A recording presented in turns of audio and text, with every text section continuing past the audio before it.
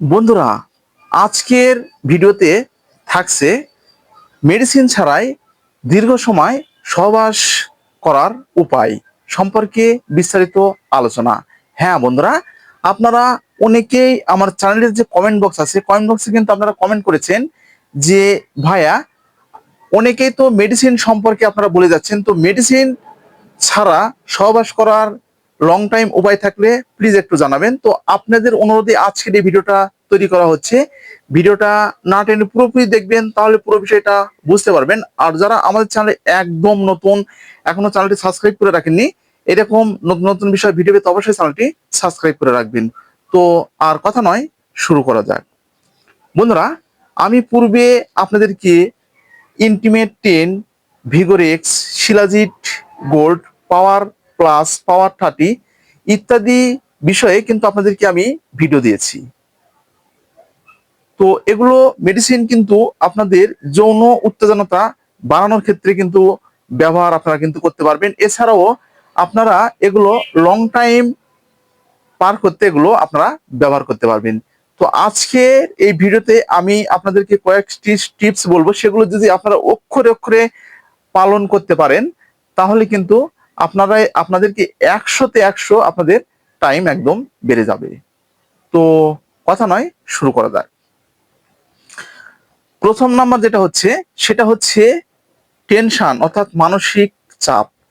আমাদেরকে সব সময়ের জন্য মানসিক চাপ কমিয়ে আনতে হবে এবং দুশ্চিন্তা মুক্ত থাকতে হবে এবং টেনশন ফ্রি আমাদেরকে থাকতে হবে। কোনো রকম কোনো চিন্তা মাথাতে রাখা একদম যাবে না, বা কোনো রকমের মানসিক চাপও আমাদের মাথায় রাখা যাবে না। দ্বিতীয় নম্বরে যেটা হচ্ছে, সে পয়েন্টটা আপনাদেরকে একদম না বললে নয়। দ্বিতীয় নম্বর পয়েন্ট হচ্ছে যে অনেকেই আপনারা দেখবেন যে রাতের পর রাত কিন্তু আপনাদেরকে একদম জাগছেন, কিন্তু আপনারা কিন্তু একদম ঘুমাতে পারছেন না এবং আপনাদের কিন্তু একদম ঘুমও ঠিক মতো হচ্ছে না। তো এই রাতে যে ঘুমের যে সমস্যাটা আছে, এই সমস্যাগুলো আপনাদেরকে কিন্তু দূর করতে হবে এবং আপনাদেরকে সঠিক টাইম মেনটেন করে আপনাদেরকে ঘুমাতে হবে। বুঝতে পেরেছেন? তৃতীয় নম্বরে যে বিষয়টা বলবো, সেটা হচ্ছে আপনাদের যে বাজে যে অভ্যাসগুলো আছে, যেমন আপনারা অতিরিক্ত মাত্রায় যে বিড়ি, সিগারেট, অ্যালকোহল, তামাক দ্রব্যগুলো যেগুলো সেবন করছেন, সেগুলো থেকে কিন্তু আপনাদেরকে এড়িয়ে চলতে হবে এবং সেগুলো একদম বাদ দিতে পারলে আরো ভালো হয়। আশা করি বুঝতে পেরেছেন।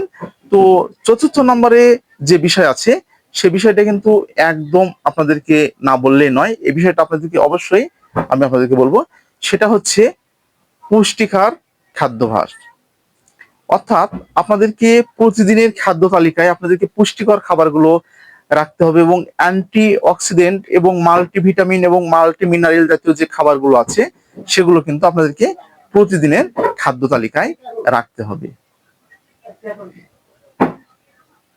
আপনারা এই নিয়মগুলো যদি মেনটেন করে চলতে পারেন, তাহলে আমি আপনাদেরকে 100% গ্যারান্টি দিয়ে বলতে পারি, আপনাদেরকে কিন্তু 100তে 100ই আপনাদের কিন্তু কাজ হয়ে যাবে এবং আপনাদের শরীরে টেস্টোস্টেরন যে হরমোন আছে, হরমোনের মাত্রাটা কিন্তু একদম বেড়ে যাবে এবং আপনাদের যৌন দুর্বলতা দূর হয়ে যাবে এবং আপনাদের টাইমিংটা যেটা আছে, সেটা কিন্তু আপনারা একদম বাড়াতে পারবেন। আশা করি বুঝতে পেরেছেন। এছাড়াও আরো কিছু নিয়ম কারণ আছে, যেমন আপনাদেরকে সেগুলো একদম না বলে নয়।